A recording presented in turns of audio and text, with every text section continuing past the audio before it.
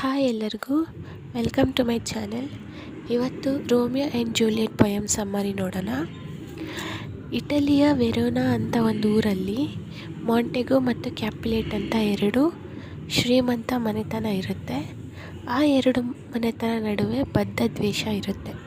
ಬದ್ಧ ದ್ವೇಷ ಅಂತಂದರೆ ಒಬ್ರು ಕಂಡ್ರೆ ಒಬ್ರಿಗೆ ಆಗೋದಿಲ್ಲ, ಯಾವಾಗಲೂ ಫೈಟ್ ಮಾಡ್ತಾನೆ ಇರೋದು. ಆ ಥರ ಮನೇಲಿರೋ ಕುಟುಂಬದವರಿಂದ ಹಿಡಿದು ಅವ್ರ ಮನೇಲಿ ಕೆಲಸ ಮಾಡೋ ಸೇವಕರಿಂದ ಎಲ್ಲರಿಗೂ ಒಬ್ರು ಕಂಡ್ರೆ ಒಬ್ರಿಗೆ ಆಗಲ್ಲ, ದ್ವೇಷ ಇರುತ್ತೆ ಅವರಿಗೆ.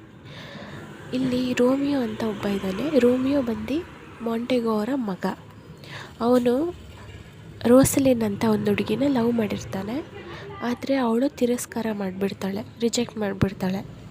ಆದ್ದರಿಂದ ರೋಮಿಯೋ ದುಃಖಿತನಾಗಿರ್ತಾನೆ. ಈ ಸಂದರ್ಭದಲ್ಲಿ ರೋಮಿಯೋ ಅವರ ಫ್ರೆಂಡು, ಅವನ ಹೆಸರು ಬಂದು ಬೆನ್ವೋಲಿಯೋ, ಅವನು ಏನು ಸಲಹೆ ಕೊಡ್ತಾನೆ ಅಂತಂದರೆ, ರೋಸಲಿನ್ನ ಯೋಚನೆ ಬಿಟ್ಟು ಬೇರೆ ಚೆಲುವೆಯರ ಕಡೆ ಗಮನ ಕೊಡು, ಬೇರೆ ಹುಡುಗಿನ ನೋಡು ಅಂತ ಹೇಳ್ತಾನೆ. ಆಗ ನಿನಗೆ ರೋಸಲಿನ್ ಹಂಸ ಅಲ್ಲ, ಕಾಗೆ ಅಂತ ನಿನಗೆ ಗೊತ್ತಾಗುತ್ತೆ ಅಂತ ಅಂದ್ಬಿಟ್ಟು ಬೆನ್ವೋಲಿಯೋ ಬಂದು ರೋಮಿಯೋಗೆ ಸಲಹೆ ನೀಡ್ತಾನೆ. ಇದೇ ಸಮಯದಲ್ಲಿ ಕ್ಯಾಪುಲೆಟ್ಟಿನ ಮನೆಯಲ್ಲಿ ಒಂದು ನೃತ್ಯಗೋಷ್ಠಿ ಏರ್ಪಾಡಾಗಿರುತ್ತದೆ.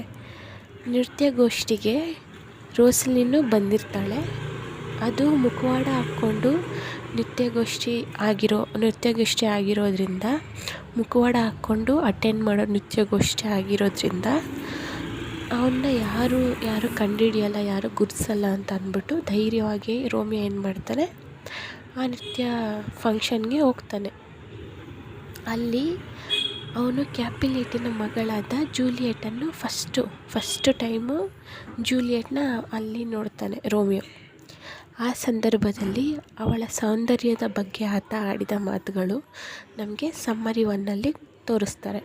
ರಾತ್ರಿ ಆಗಿದ್ದರಿಂದ ನೃತ್ಯಗೋಷ್ಠಿಯಲ್ಲಿ ಸಭಾಂಗಣದಲ್ಲಿ ಬೆಳಕಿಗಾಗಿ ಅಲ್ಲಲ್ಲಿ ದೀವಟಿಕೆಗಳನ್ನು ಹಚ್ಚಲಾಗಿತ್ತು.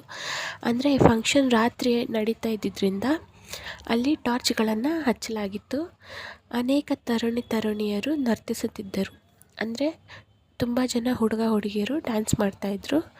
ಆ ಸಂದರ್ಭದಲ್ಲಿ ಜೂಲಿಯೆಟ್ಳನ್ನು ಕಂಡು ರೋಮಿಯೋ ಆಡುವ ಮಾತುಗಳು, ಆ ಟೈಮಲ್ಲಿ ರೋಮಿಯೋ ಜೂಲಿಯೆಟ್ನ ನೋಡಿಬಿಟ್ಟು ಹೇಳೋವಂಥ ಮಾತುಗಳನ್ನ ನಾವು ಸಮ್ಮರಿ 1ನಲ್ಲಿ ನೋಡ್ಬೋದು. ಈಕೆ ದೀವಟಿಕೆಗಳು ಉಜ್ವಲವಾಗಿ ಬೆಳಗುವುದು ಹೇಗೆ ಎಂದು ಕಲಿಸಿಕೊಡುವಷ್ಟು ಸುಂದರಿ.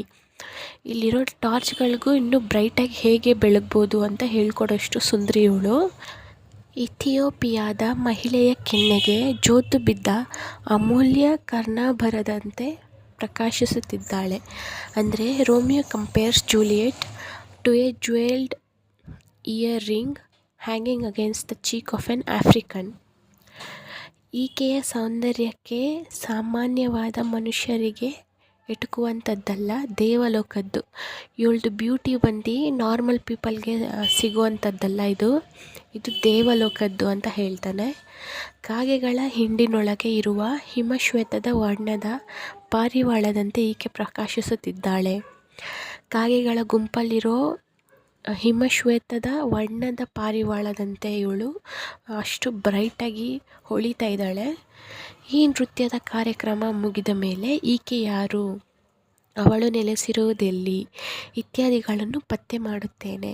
ಅಂದರೆ ಈ ಫಂಕ್ಷನ್ ಆದಮೇಲೆ ಇವಳು ಯಾರು, ಇವಳು ಎಲ್ಲಿರ್ತಾಳೆ ಅಂತ ನಾನು ಹುಡುಕ್ತೀನಿ ಅಂತ ಅವನು ರೋಮಿಯೋ ಹೇಳ್ತಾ ಇದ್ದಾನೆ.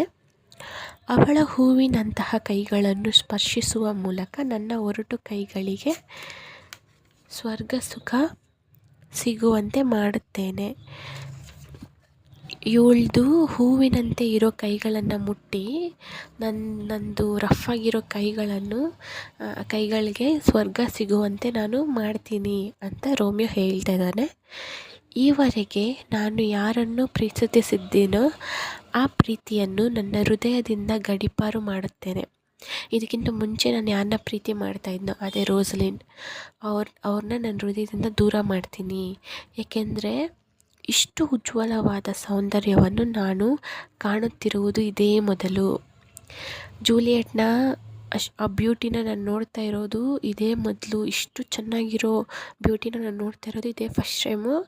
ಅದಕ್ಕೆ ಇದಕ್ಕೆ ಮುಂಚೆ ನಾನು ಇಷ್ಟಪಟ್ಟಿದ್ದ ಹುಡುಗಿನ ನಾನು ದೂರ ಮಾಡ್ತೀನಿ ಅಂತ ಅವನು ಹೇಳ್ತಾ ಇದ್ದಾನೆ. ಈಗ ಬ್ಯಾಕ್ಗ್ರೌಂಡ್ 2 ನೋಡೋಣ.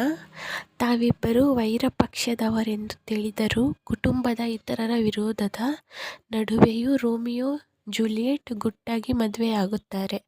ಅಂದರೆ ಅವರಿಬ್ಬರು ಬೇರೆ ಬೇರೆ ಮನೆತನದವರು ಅಂತ ಗೊತ್ತಿದ್ರೂ ಅವರು ಗುಟ್ಟಾಗಿ ಯಾರಿಗೂ ಗೊತ್ತಿಲ್ಲದಂಗೆ ಮದುವೆ ಆಗ್ತಾರೆ. ಮದುವೆಯಿಂದ ಹಿಂತಿರುಗುವಾಗ ಜೂಲಿಯೆಟ್ನ ಸಂಬಂಧಿಯಾದ ಟೈಬೋಲ್ಟ್ ಎಂಬುವವನು ರೋಮಿಯೋನ ಕಾಲು ಕೆರೆದು ಜಗಳಕ್ಕೆ ಬರುತ್ತಾನೆ. ಇವರೆಲ್ಲ ಮದುವೆ ಮಾಡ್ಕೊಂಡು ವಾಪಸ್ ಬರಬೇಕಾದ್ರೆ ಜೂಲಿಯೆಟ್ನ ರಿಲೇಟಿವ್ ಒಬ್ಬ, ಅವನ ಹೆಸರು ಟೈಬೋಲ್ಟ್ ಅಂತ. ಟೈಬೋಲ್ಟ್ ಅನ್ನೋನು ರೋಮಿಯೋ ಜೊತೆ ಬೇಕು ಅಂತಲೇ ಜಗಳ ಮಾಡ್ತಾನೆ. ಅವರಿಬ್ಬರ ನಡುವೆ ಕದನವಾಗಿ ಟೈಬೋಲ್ಟ್ ರೋಮಿಯೋನಿಂದ ಹತನಾಗುತ್ತಾನೆ. ಅವರಿಬ್ಬರ ನಡುವೆ ಜಗಳ ಆಗುತ್ತೆ. ಆವಾಗ ಟೈಬೋಲ್ಟ್ ರೋಮಿಯೋನಿಂದ ಸತ್ತೋಗ್ತಾನೆ. ರೋಮಿಯೋ ಸಾಯಿಸಿಬಿಡ್ತಾನೆ. ಈ ತಪ್ಪಿಗಾಗಿ ಮಹಾರಾಜನು ರೋಮಿಯೋನನ್ನು ಗಡೀಪಾರು ಶಿಕ್ಷೆಗೆ ಒಳಪಡಿಸುತ್ತಾರೆ. ಈ ತಪ್ಪಿಗಾಗಿ ಅಲ್ಲಿರೋ ರಾಜ ಏನು ಮಾಡ್ತಾರೆ, ಅವನಿಗೆ ಶಿಕ್ಷೆ ಕೊಡ್ತಾರೆ. ಈ ಯಾವ ವಿಷಯ ತಿಳಿಯದ ಜೂಲಿಯೆಟ್ ತನ್ನ ಕೋಣೆಯಲ್ಲಿ ರೋಮಿಯೋನ ಬರವಿಗಾಗಿ ಕಾಯುತ್ತಿರುತ್ತಾಳೆ. ಈ ನಡೆದಿರೋ ವಿಷಯ ಏನು ಜೂಲಿಯೆಟ್ಗೆ ಗೊತ್ತಿರಲ್ಲ. ಆದರೆ ಜೂಲಿಯೆಟ್ ಅವಳ ಕೋಣೆಯಲ್ಲಿ ಕೂತ್ಕೊಂಡು ರೋಮಿಯೋ ಬರ್ತಾನೆ ಅಂತ ಅಂದ್ಬಿಟ್ಟು ವೆಯ್ಟ್ ಮಾಡ್ಕೊಂಡು ಇರ್ತಾಳೆ. ಸಮ್ಮರಿ 2. ಇಲ್ಲಿ ಜೂಲಿಯೆಟ್ ರೋಮಿಯೋನನ್ನು ರಾತ್ರಿಯನ್ನು ಬರುವ ಹಗಲಿಗೆ ಹೋಲಿಸುತ್ತಿದ್ದಾಳೆ. ಆಕೆ ರಾತ್ರಿಯನ್ನು ಕರಿಹುಬ್ಬಿನ ಪ್ರಿಯ ರಾತ್ರಿ ಅಂತಂದರೆ ಬ್ಲ್ಯಾಕ್ ಬ್ರೌಡ್ ನೈಟ್ ಅಂತ ಹೇಳ್ತಾ ಇದ್ದಾಳೆ. ಅದು ಆಕೆಗೆ ರೋಮಿಯೋನನ್ನು ತಂದು ಕೊಡುವುದರಿಂದ ರಾತ್ರಿಯನ್ನು ಅವಳು ಉದಾರಿ ಅಂತ ಕರಿತಾ ಇದ್ದಾಳೆ. ರೋಮಿಯೋನ ಆಸೆ ಆಕಾಂಕ್ಷೆಗಳು ಆಗಷ್ಟೇ ಸುರಿದ ಹಿಮಕ್ಕಿಂತ ಶ್ವೇತ ಶುಭ್ರವೆಂದು ಆಕೆ ವರ್ಣಿಸುತ್ತಿದ್ದಾಳೆ. ನನ್ನ ನಿಧನದ